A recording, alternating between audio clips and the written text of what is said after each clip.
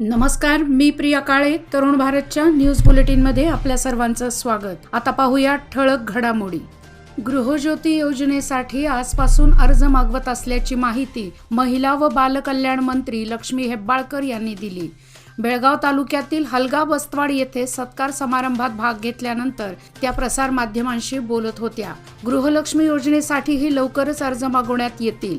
राज्यातील सुमारे 1,28,00,000 कुटुंबांपैकी 1,13,00,000 कुटुंबियांना या योजनेचा लाभ मिळेल अशी अपेक्षा आहे. अंमलबजावणीत अडचण येऊ नये यासाठी विशेष सॉफ्टवेअर आणि ॲप तयार करण्यात येत आहे. तांत्रिक अडचण दूर झाली की योजना लागू केली जाईल असे त्यांनी स्पष्ट केले. भारतीय अन्न महामंडळाने राज्य सरकारच्या अन्नभाग्य योजनेसाठी तांदूळ देण्याचे मान्य केले होते, मात्र नंतर नकार दिला. केंद्र सरकार केवळ राजकारण करून या योजनेत अडथळे निर्माण करत आहे असा आरोप मंत्री लक्ष्मी हेब्बाळकर यांनी केला. मात्र राज्यातील जनतेने काळजी करण्याचे कारण नाही.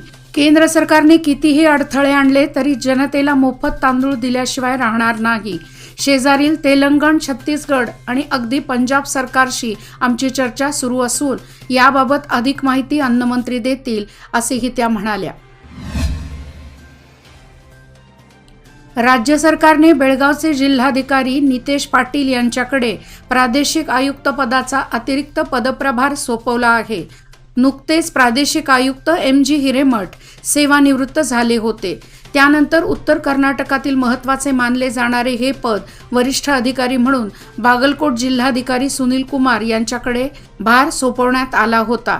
मात्र सुनील कुमार यांची बदली झाल्याने हे पद रिक्त होते. नितेश पाटील हे बेळगावचे जिल्हाधिकारी आहेत. त्यांच्या कार्यालयाशेजारीच प्रादेशिक आयुक्त कार्यालय आहे. त्यामुळे पाटील यांच्याकडे पदभार दिल्याने सोयीचे ठरणार आहे. पत्नीचा खून करण्यासाठी पिस्तूल घेऊन निघालेल्या चिकोडी येथील एका संशयिताला सांगली पोलिसांनी अटक केली आहे. या संशयिताकडून एक गावठी पिस्तूल आणि काडतूस जप्त करण्यात आले असून सचिन बाबासाहेब रायमाने असे संशयिताचे नाव आहे. संशयित सचिन रायमाने सांगलीतील कुपवाडमध्ये पिस्तूल आणि काडतूस खरेदी करून पत्नीचा खून करण्यासाठी चिकोडीकडे निघाल्याची माहिती सांगली येथील महात्मा गांधी चौक पोलीस स्थानकाचे पोलीस लामदाडे यांना मिळाली. त्यानंतर ही कारवाई करण्यात आली. वीज दरवाढी विरोधात कर्नाटक चेंबर ऑफ कॉमर्स व इंडस्ट्रीच्या वतीने 22 जून रोजी एक दिवसीय कर्नाटक बंदची हाक देण्यात आली आहे. हेस्कॉम वीज पुरवठा महामंडळाकडून वीज शुल्कात भरमसाठ दरवाढ केल्याच्या निषेधार्थ सर्व व्यापाऱ्यांनी आणि उद्योगधंद्यांनी एक दिवस व्यवहार बंद ठेवण्याचे आवाहन करण्यात आले आहे.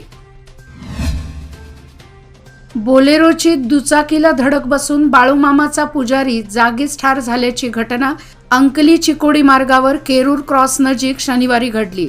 नागराळ तालुका चिकोडी येथील लकाप्पा म्हाळू हेगन्नावर वय वर्षे 55 असे अपघातात मृत्यू झालेल्या पुजाऱ्याचे नाव असून चिकोडी येथील सरकारी रुग्णालयात शवविच्छेदन करून मृतदेह नातेवाईकांच्या ताब्यात देण्यात आला. चिकोडी रहदारी पोलीस ठाण्यात या प्रकरणाची नोंद झाली आहे. टिळकवाडी येथील काँग्रेस रोड पहिल्या गेट नजीक नियंत्रण सुटल्याने मालवाहू ट्रक दुभाजकाला धडकला. आज सकाळी ही घटना घडली. सुदैवाने कोणतीही जीवितहानी झाली नसून ट्रक चालक या अपघातातून बचावला आहे. ट्रकचे मात्र मोठे नुकसान झाले असून अपघातामुळे वाहतुकीवर काही काळ परिणाम झाला होता. महिला व बालकल्याण मंत्री लक्ष्मी हेब्बाळकर यांच्या हस्ते आज दिव्यांगांना स्वयंचलित दुचाकीचे वितरण करण्यात आले. 13 दिव्यांगांना याचा लाभ देण्यात आला. यावेळी हेब्बाळकर यांनी सरकारी योजनेचा लाभ घेऊन स्वावलंबी बनण्याचे आवाहन केले. पावसाळ्यात धबधबे पाहण्यासाठी पर्यटक गर्दी करतात, परंतु रेल्वे विभागाने पावसाळ्यात पर्यटकांच्या सुरक्षिततेचा विचार करून दूधसागर धबधब्यावर जाण्यास बंदी घातली आहे. त्यात भर म्हणून आता गोवा वन विभागाने कुळे येथून पर्यटकांना दूधसागरकडे जाण्यासाठी बंदीचा आदेश जारी केला आहे. त्यामुळे कर्नाटक, महाराष्ट्र तसेच गोव्यातील पर्यटकांमधून नाराजी व्यक्त करण्यात येत आहे. सरकारने गॅरंटी योजना लागू केल्या आहेत, त्यामुळे या योजनांचा लाभ घेण्यासाठी शासकीय कागदपत्रे आवश्यक आहेत. यासाठी सायबर केंद्रावर व कर्नाटक वनमध्ये नागरिकांची गर्दी होऊ लागली आहे. शक्ती योजनेला प्रारंभ झाला आहे. त्या पाठोपाठ आता गृहज्योती, गृहलक्ष्मी योजना अंमलात येणार आहेत.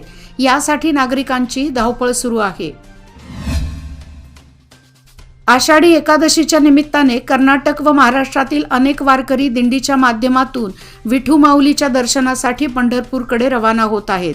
मेतकेजवळील सांगलीवाडी व परिसरातील वारकऱ्यांची सद्गुरू बाळूमामाच्या छायाचित्राची दिंडी निपाणी मार्गे पंढरपूरकडे जात आहे.